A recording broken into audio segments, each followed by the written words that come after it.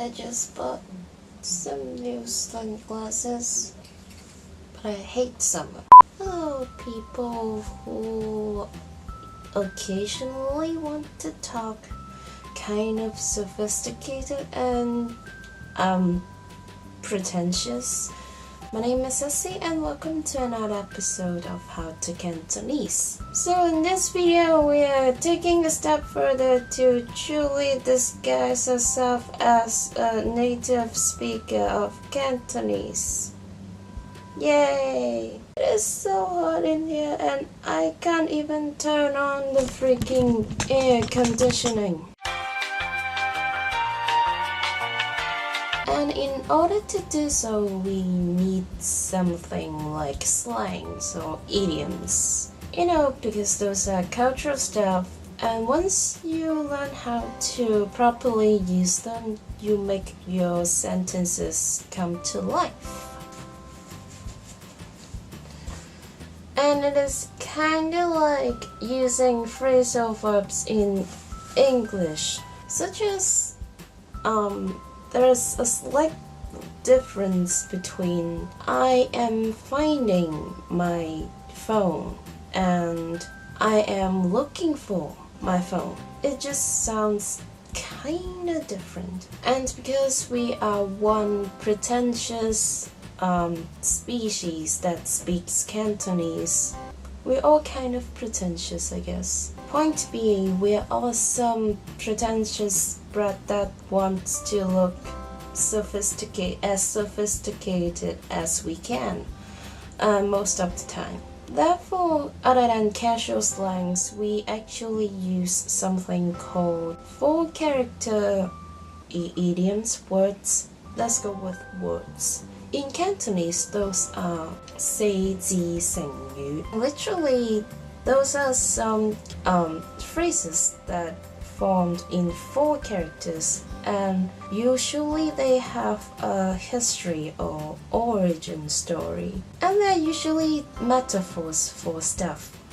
That means most of them are adjectives. Occasionally some are nouns, but mostly adjectives. There are actually a lot of 四字成語 in the whole Chinese vocabulary pool. But the thing is, we don't speak each and every one of them. In fact, about, I guess, half of them is like too difficult or too rarely used. We only speak about, I don't know, about 1/10 of them, because it will make you sound too pretentious or sound like a textbook. We tend to use more difficult ones on written text, but not in daily conversations. Just in case we are getting ourselves into another, part A, part B accidents. Today we're just going to talk about 3 extremely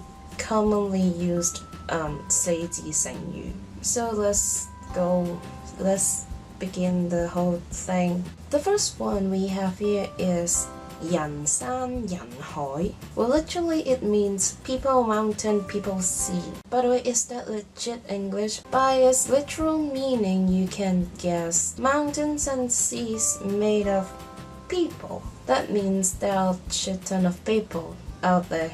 Don't actually imagine or picture that. It'd be gross. Oh shit, if I tell you don't think about it, you will think about it more. This one is quite easy. You just use it to describe situations or actually places that is packed with human beings. To use it in a sentence, it will be something like this. 新年去維港睇煙花，梗係人山人海啦。我都係留返喺屋企睇電視算。There surely will be a shit ton of people if you go to the Victoria Harbour during the Chinese New Year fireworks show. That's why I prefer staying home watching TV. Yeah, we have kind of a live show on TV during that Chinese New Year fireworks show thing. So the second 4-character words here is 三長兩短. Well, literally it means 3 long and 2 shorts. It doesn't really make much sense literally, though the origin of this phrase is kind of ambiguous. The most, believable ones from the almighty internet is that 三長兩短 is referring to a coffin. 三長, the 3 long sides, the left and the right and the one and the bottom one. And 兩短, the 2 shorter sides, is the one that on top of your head and the one that you're supposed to stand on. So coffin reminds people of death, and death is a bad thing. What is also a bad thing? Changes, especially unexpected one. So slowly, gradually, 三長兩短 becomes a metaphor for some accidents or unexpected changes. Normally those are bad things. People don't want that. And the phrase is mostly used under some situation of warning or worrying. For instance, 唔好去啦，笨豬跳咁危險。有咩三長兩短嘅話，屋企嗰10隻貓點算好啊？ Just don't go. Bungee jump is too dangerous. If anything bad happens, what should I do with the 10 cats at our home? And by the way, we do have the Chinese word or Cantonese words for bungee jump, but we just prefer saying the English phrase. And if you're really curious about that, bungee jump in Cantonese is 笨豬跳, literally down pig jump. You know why we don't use that? Because that sounds stupid. Last but not least, the cliche expression. We have the words 青出於藍. Literally, it means green is from blue. And the meaning of this phrase is referring to when a student outdone his or her teacher, doing an excellent job on whatever that is. But there's a plot twist on this expression. By plot twist, I mean 青 usually means green, but in this expression, 青 is not green. In fact, 青 is referring to a blue color called 電青. And we're not done, and we're not done, and we're not done. Also, the 藍 here is not blue, despite what you think it would be. 藍 here is actually a plant called 榴藍, which is usually used for color expression or medication. We have a full version of this 四字成語, which is 7 characters, and the expression is 青出於藍勝於藍. The blue color is from the blue plant, yet it is better than the blue plant, or the blues and greens. Example, let's make an artsy one since it is about colors and stuff. A Sam 睇咗幾條 Bob Ross 嘅 Shut up! A Sam 睇咗幾條 Bob Ross 嘅片之後，依家畫風景畫仲靚過 Bob Ross 嗰啲啊！呢啲咪青出於藍咯。After watching a few videos made by Bob Ross, Sam's picture is actually better than his right now. So that's what we called 青出於藍.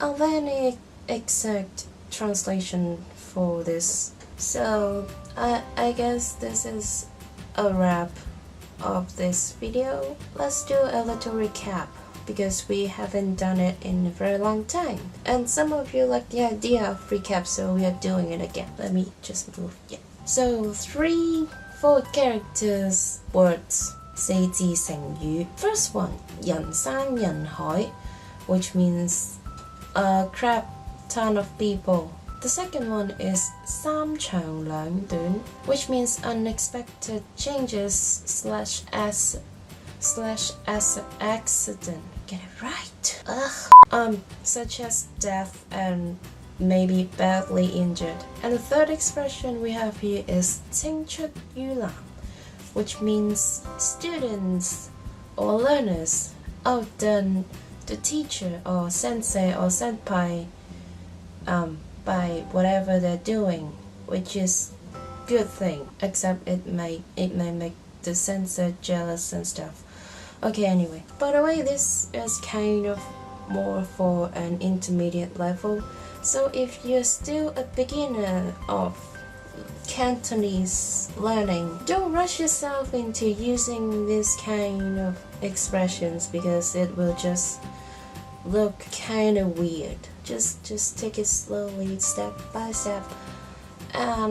If you are confident with your Cantonese level and you are finding a way to look smart, then you can try using these expressions under suitable, appropriate circumstances. Thank you so much for watching this video, and I hope you find this video useful and stuff. If you have anything you don't understand or anything you want to say, please leave a comment down below.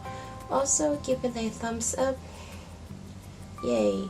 If you enjoy this video, find it useful, and if you like my sunglasses, also subscribe to this channel for more Cantonese related stuff and occasionally some other things as well, or maybe just for more sunglasses showcase. Again, thank you so much for watching, and I'll see you in the next video.